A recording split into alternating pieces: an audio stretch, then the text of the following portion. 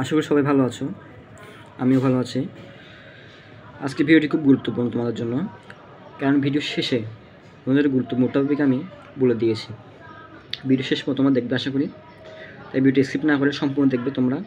কিন্তু ভিডিওর শেষে গিয়ে গুরুত্বপূর্ণ তথ্য আমি তোমাদের জন্য দিয়ে রেখেছি, তাই ভিডিও স্কিপ একদম করবে না এবং শেষ পর্যন্ত দেখবে আশা করি। তাহলে চলো ভিডিওটি শুরু করা যাক।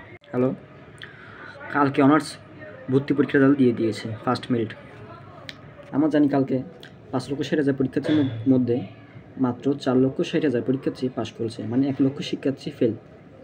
এই 4,60,000 উত্তীর্ণ শিক্ষার্থী, তাদের মধ্যে 33% শিক্ষার্থী 50-এর উপর নাম্বার পেয়েছে এবং 67% শিক্ষার্থী 50-এর নিচে।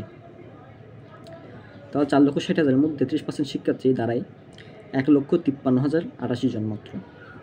1,53,088 জন 50-এর উপর নাম্বার পেয়েছে, কিন্তু ফার্স্ট মেরিটে সিট পেয়েছে 2,65,364 জন। 50-এর উপর নাম্বার পেয়েছে 1,53,000, 50-এর উপর নাম্বার পেয়েছে 1,53,000, কিন্তু সিট পেয়েছে কালকে 2,65,000 প্লাস। এটা কেন হলো? তার মধ্যে বোঝা যায় যে অনেক কম নম্বর পেয়েও সিট পেয়েছে, অনেকে বেশি নম্বর পেয়েও সিট পায়নি। আর যারা পাশ করেছে কিন্তু সিট পায়নি তারা কত? 1,95,000 শিক্ষার্থী সিট পায়নি পাশ করেও, মানে সাবজেক্ট পায়নি আর কি, 1,95,000 শিক্ষার্থী। এর কারণটা কি? এর কারণটা খুব সোজা। অনেকে খুব প্রতিযোগিতাপূর্ণ কলেজে পরীক্ষা দিয়েছে, যেমন মনে করো commerce college, Mohsin college, city college, Chittagong college, এরকম। সেখানে নাম্বার অনেক বেশি লাগবে। কিন্তু অনেকে একটু গ্রাম পর্যায়ে কলেজ, জেলা উপজেলা ভিত্তিক, এখানে নাম্বার কম পেয়েও কিন্তু চান্স পেয়ে গেছে বা সিট পেয়ে গেছে, যেমন পটিয়া কলেজ, হাটাজারি কলেজ, খাগড়াছড়ি, রাঙামাটি ইত্যাদি কলেজে সিট পেয়ে গেছে কম নম্বর পেয়েও। কিন্তু অনেকে বেশি নম্বর পেয়েও সিট পায়নি, কারণ তারা পরীক্ষা দিয়েছে উচ্চ প্রতিযোগিতা সম্পন্ন কলেজে। এর তার মূল কারণ তার জন্য 1,95,000 শিক্ষার্থী কিন্তু কলেজ পায় নাই। 1,95,000 শিক্ষার্থী পাস করার পরেও কিন্তু অনেকে কম নম্বর পেয়েও চান্স পেয়ে গিয়েছে। কারণ দেখা যায় মাত্র 1,53,000 পরীক্ষার্থী, 30% পরীক্ষার্থী 1,53,000, 1,53,000 পরীক্ষা মাত্র 50-এর উপর নাম্বার পেয়েছে, বাকি সবাই 50-এর নিচে, কিন্তু সিট পেয়েছে 2,65,000 প্লাস। তার মানে 1 লক্ষ প্লাস কম নাম্বার পেয়েও চান্স পেয়ে গেছে, আর অনেকে বেশি নাম্বার পেয়েও চান্স পায়নি।